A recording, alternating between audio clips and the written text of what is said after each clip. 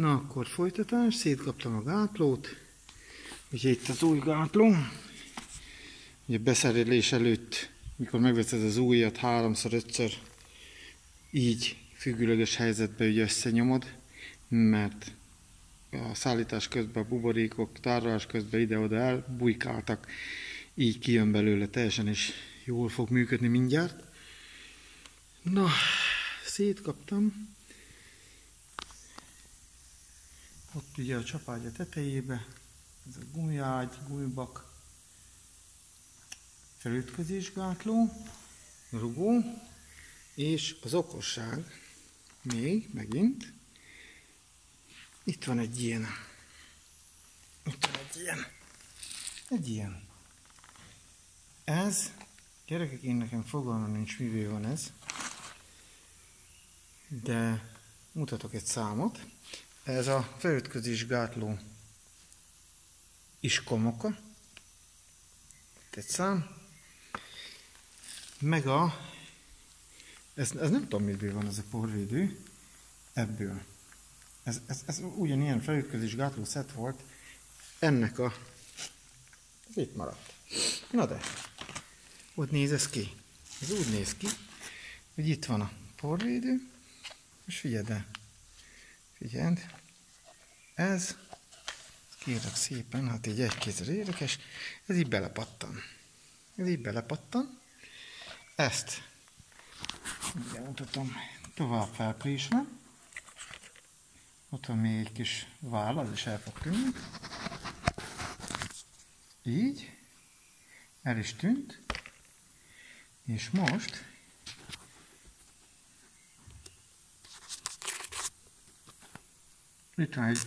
itt van egy ilyen mindenes. Ezt itt ráhúzom. Próbálom, hogy látjátok is. Itt ráhúzom. És ugye ezt meghúzom rajta. Egy pillanat.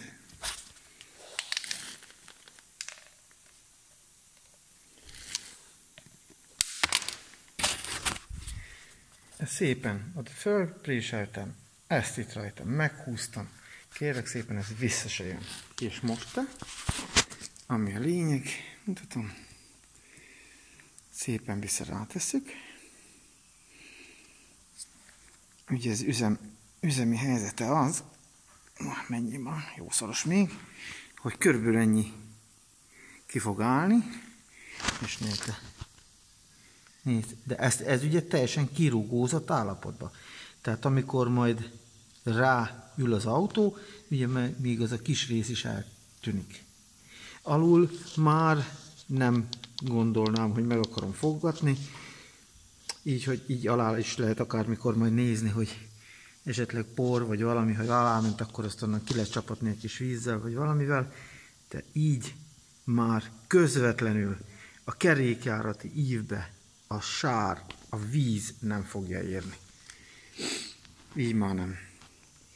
És akkor ugye most rakódik mindjárt össze, szépen összerakom, és akkor ez 2 perc, és akkor jó lesz. Na most még egy okosság, rúgó összehúzó, így mondtam, elég megfogni 3 spirált, összefogni, itt is, ott is, és ami az okosság az egészbe, nálam ez az alja, ez.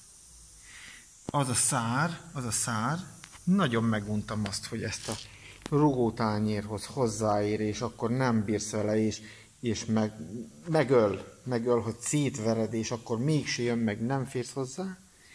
Ezért a másik végére hát ráegesztettem egy 12-es anyát, ugye 19-es kulcsnyílás, ráegesztettem, meg van hegesztve, látszik, nem látszik, tök mindegy. És így fejjel lefelé, neked a szár fölfelé áll, és gyönyörű szépen lehet vele dolgozni. Az, hogy levenni róla, hát ilyen probléma még én nekem eddig erőse jött, hogy azt még kéne végighajtani, vagy levenni. Úgyhogy így viszont jó használható. Na, ennyit a G-osztás történetekről. Én szerintem ezek olyan fogások, amit sehol senkinél nem fogsz látni. Köszönjük, hogy néztetek. Cső.